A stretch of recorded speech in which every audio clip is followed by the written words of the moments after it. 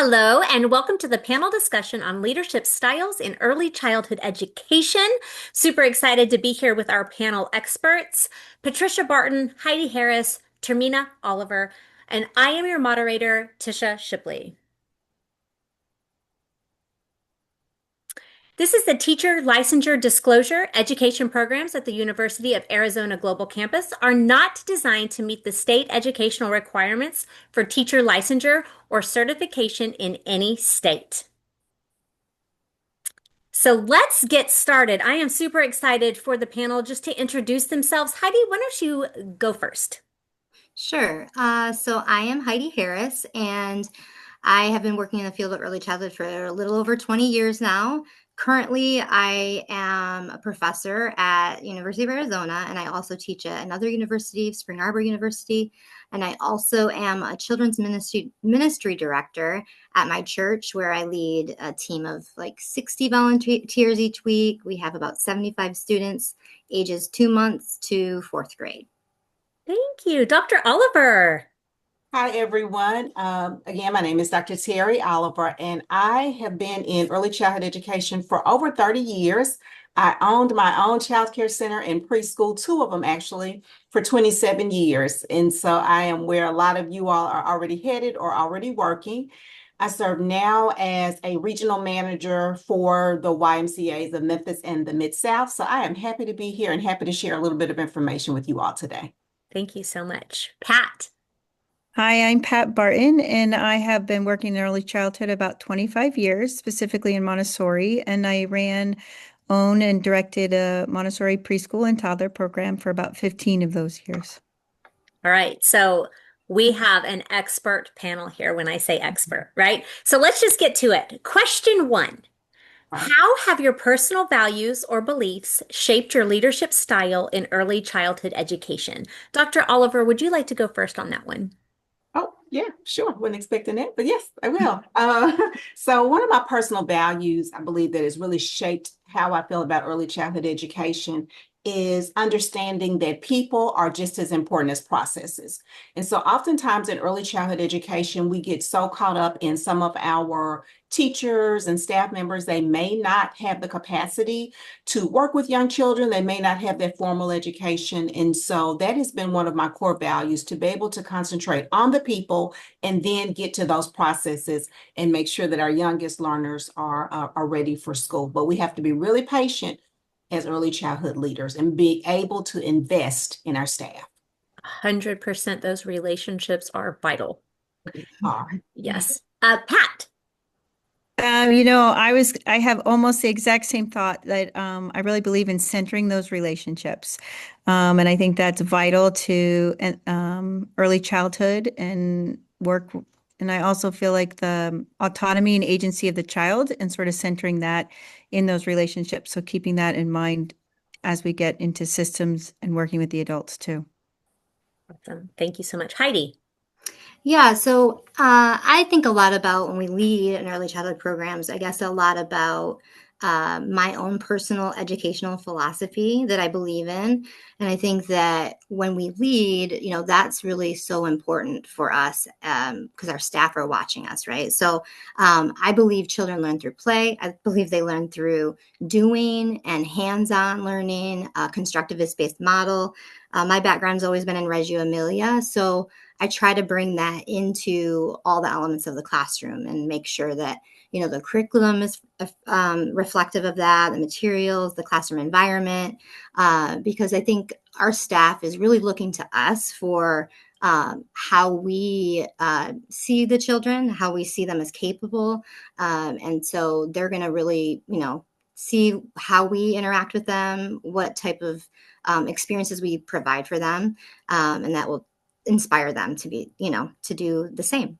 I think so too. And I think it all goes back to the relationships, and your staff and your faculty want to know, they want to learn. So we have to make sure that we give them those tools so that they know and understand curriculum. Okay, our second question is, what core leadership traits do you believe are essential for leading a high quality early childhood program today?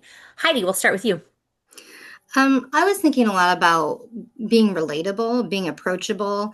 I think when I look back on all the directors I've worked for, it's the ones that they have been in the classroom. You know, I taught in the classroom for 13 years before I started in a leadership role, and I think it's, you know, you as an educator, you're balancing so much and you're doing so many different things and you have so many responsibilities between the family and the children and the classroom. And so I think if we can be you know, relatable and approachable and just same thing like we talked about earlier was like the relationships. I think if we can connect back to our teachers and say, hey, I see you. I see that it's a lot today. I'm going to step in for you for a minute. I'm going to like, you know, take this child. We're going to go for a little walk. And I think that means so much to them. So I think those, I mean, there's a lot of different traits, but I think those two things are really important as you lead early childhood programs. Okay, Pat, do you want to go?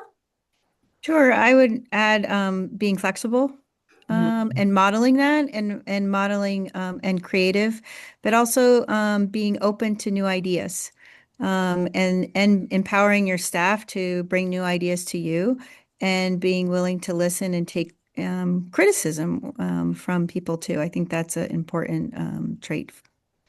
Exactly. I always say constructive criticism. Constructive criticism. That's right. Right. Dr. Oliver. There are two things that really stand out to me about, well, traits that I believe leaders should have in early childhood education. And one of the first is flexibility and being organized. When you're an early childhood leader, you have to really be in charge, or you're in charge of so many different things. You can go from working with staffing for ratios to getting prepared for a USDA audit. And so being able to be flexible and switch on a dime is really important in early childhood education. But the core of that to me is emotional intelligence. Because in early childhood education, especially as leaders, we will deal with the emotions of parents, our students, our staff, and all of that. And so modeling just that stable and even mindset through the day is really important for leaders because you're constantly being tested and you're constantly having to switch what you do every day. So those are the two things I think are most important: flexibility, organization, and emotional intelligence. Okay, I think those are all spot on. Great ideas. So our last and final question is, have your leadership traits or beliefs evolved over time? And if so, what experiences do you believe contributed to that growth? And Dr. Oliver, would you like to go first? Yes, that's my favorite question because I started my child care center when I was 24 years old and I closed it when I was 52. And so I learned a lot during those 26, 27 years. When I first started as an early childhood leader, I was definitely a manager. I was very task oriented. I was very checklist oriented, but I had the energy at that time to do it all. As I became a more mature leader and the school started to grow and the program started to grow, I really switched to being more of a leader than just a manager. So I think that was the biggest shift. I started investing in people, processes, and then teaching others to lead. And at 24, I didn't have to do that. But at 50, just the pure grit of working in an early childhood program had kind of worn me down. And I began to understand that you've got to empower your people. So I went from being a manager, being just a manager, to being a leader. And you used so many professional words in that people need to think about. I love that. Thank you. Pat. I would say that when I started, I was not confident in the work I did. And I think that over time, I realized that because I always felt like I could learn more. There was always more to figure out. And I realized that that brings a certain amount of confidence. So not feeling like you have to know all the answers or solve all the problems. I feel like evolved my leadership and allowed me to work with other people and depend on staff more. So I feel like any lots of different challenges over the years. I immediately thought of when the economy changes in a small program or all early childhood, it really impacts it. And realizing like, no, I can handle this. We can figure this out. And so I think that that has helped me also present myself more calmly, confidently to staff. Okay, I love that. Heidi. Yeah, I would say similar answers. I started off, I would say, very authoritarian. You know, I can do everything. I will do everything. It's going to be my way. And I felt like that was sort of the model of like the leadership that I had seen. And so I thought that was like what you're supposed to do. You're supposed to know all the answers to everything.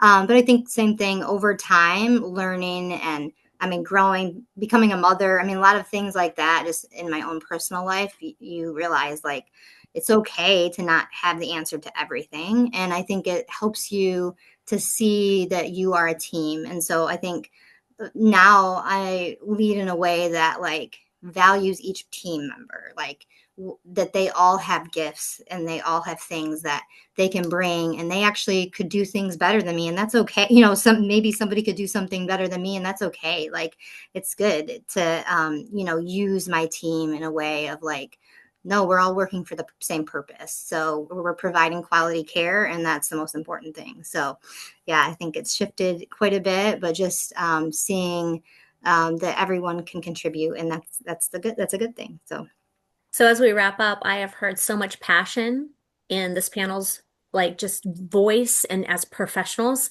and your growth mindset. I think that is a huge word too that mhm. you all talked about how you started out and how you've grown.